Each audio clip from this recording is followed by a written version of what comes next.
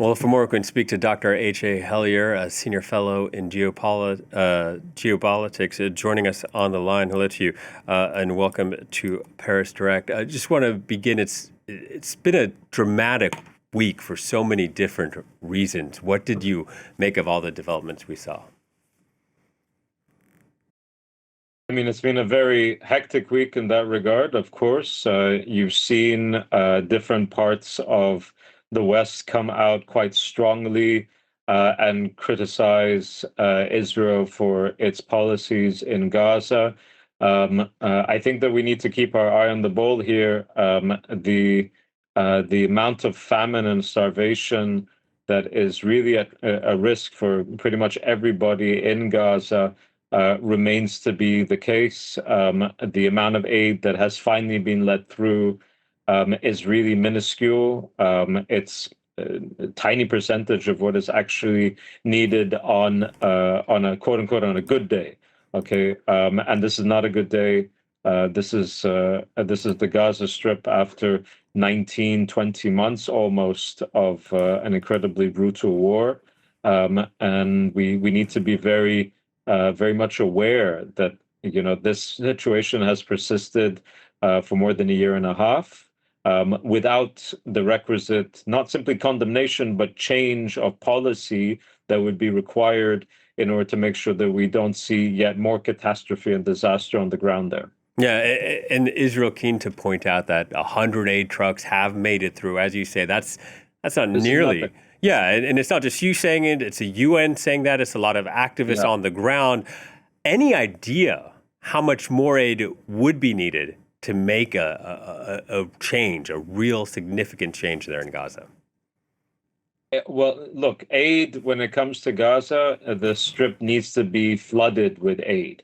You need anything from 400 to 600 trucks daily in order to really make not even a difference is another question, but in order to actually satisfy the requirements that are needed. I mean, I hope your viewers understand the people of Gaza are being confined to something around 10 to 15% of Gazan territory at present. They've been moved around many, many times around the Strip, living in really squalid conditions. So the aid isn't simply so that they can eat, although, of course, that's incredibly important for them to survive, but also just the bare essentials of life, the basic essentials of life.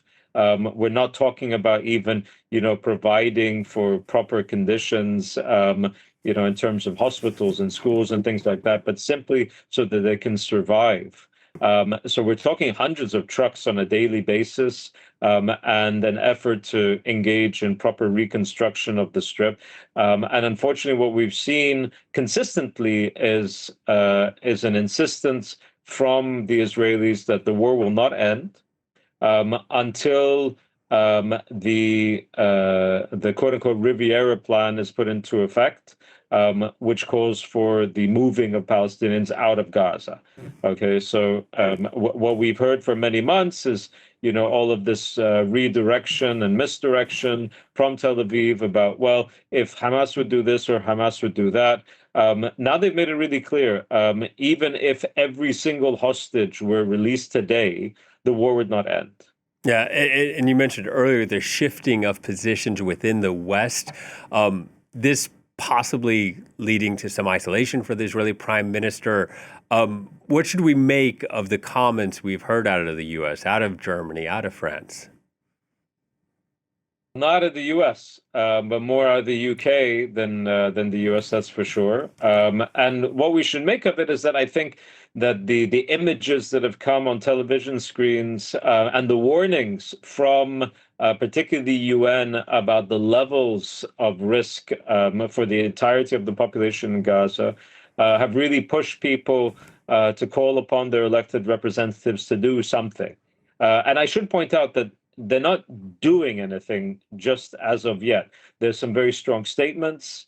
They're considering certain things. So, for example, the EU will embark on a review of the EU-Israel Association Agreement, but nothing's actually being done. There are no sanctions. There's no There's no movement at the UN Security Council. It's very, very limited in terms of policy. The UK has put certain restrictions and sanctions on individuals, including in the West Bank, settler movement leaders, and so on. But we're not talking about moves that would remotely shift Israeli policy, whether in the short to the medium term. And I think that, while the change in tone is certainly quite different than what we've seen over the past 19 months, given the seriousness of the situation on the ground, a lot more has to happen in order to have that change. Yeah, and what about the regional actors? Will they have more influence moving forward at all? The regional actors do not have any leverage over the Israelis. The Israelis primarily are impacted by developments in Washington, D.C., and secondarily by certain European capitals as well. But the primary mover and shaker in this regard, of course, is Washington. When it comes to regional actors, there's virtually no leverage, including by states that have peace treaties with the state of Israel.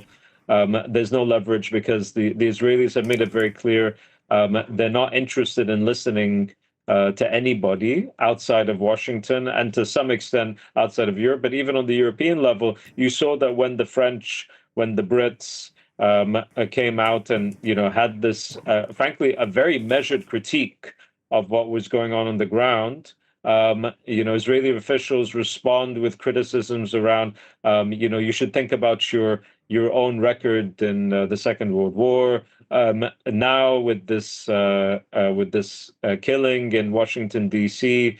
Of two Israeli embassy officials, the implication is that this criticism somehow led to an environment where this sort of attack could take place. I mean, it's all misdirection and redirection, and I think that will continue unless there's actually shifts that happen that are about policies.